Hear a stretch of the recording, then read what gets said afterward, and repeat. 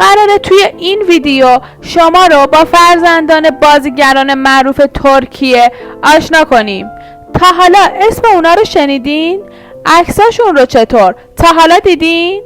پس چنل ما رو سابسکرایب کنید و تا آخر ویدیو با ما همراه باشید و این ویدیو باحال رو از دست ندین. بوراک اوزجیویت و فهریه افجن، این زوج بازیگر که در سال 2017 با هم ازدواج کردن، در سال 2019 صاحب پسری به اسم کاران شدن که با باباش مو نمیزنه و همونقدر خوشتیپ و جذابه. تولگاهان سایشمان و آلمدار آبازی. تولگاهان و آلمدار در سال 2017 زندگی مشترکشون رو شروع کردند و 2 سال بعد از اون پسرشون به دنیا آمد و به تازگی هم صاحب دختری به نام آلینا شدن. طلعت بولود و پینار افشار، این زوج که چند سالی میشه به زندگی مشترکشون خاتمه دادن، یه دختر 25 ساله به اسم هازال دارن. ابراهیم چلیکول و مهر مطلوع. ابراهیم در سال 2017 ازدواج کرد و در سال 2019 صاحب پسری به اسم علی شد. برگزار کورل و هالیت ارگنج، این زوج که 12 سالی میشه ازدواج کردن، 2 پسر به اسمهای علی و های دارند و دخترشون لیلا هم چند وقت دیگه به دنیا میاد. هازال کایا و علی آتای، این زوج در سال 2019 با هم ازدواج کردند و خیلی زود هم در همون سال پسرشون فکرت علی به دنیا اومد که خیلی هم پسر بامزه‌ای و خیلی اونو به شخصیت کارتونی بچه رئیس شبیه میدونند. توبا بویوکستون و اونور سایلاک. اونور از ازدواج اولش با توبا بویوک در سال 2012 صاحب 2 دختر دوقلو شد. بعد از اون در سال 2020 با مدیر برنامه‌های خودش ازدواج کرد و در همون سال صاحب پسر شد. باریش کیلیچ و آیش گل اوزای.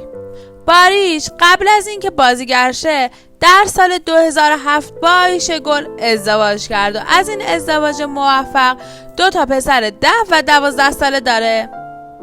صالح بادامچی و ایمر اوزگون، این زوج بازیگر بعد از 5 سال زندگی مشترک در سال 2020 صاحب دختر شدند. جم ایلماز و آهو یانتو. جم و آهو از ازدواج کوتاه مدت خودشون پسری به نام کمال دارند که در سال 2012 به دنیا آمد. نورگل یشیلچای و جم اوزر.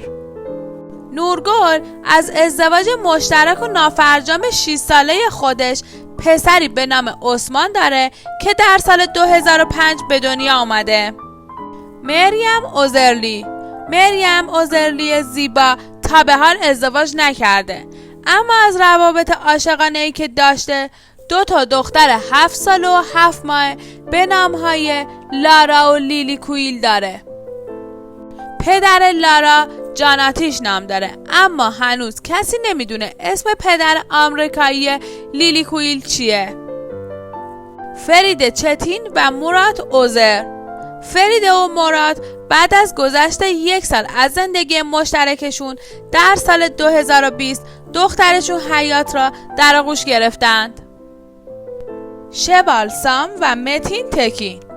شبال از ازدواج اول خودش با فوتبالیست معروف ترکیه متین پسری 24 ساله داره که اونم به تازگی وارد دنیای بازیگری شده.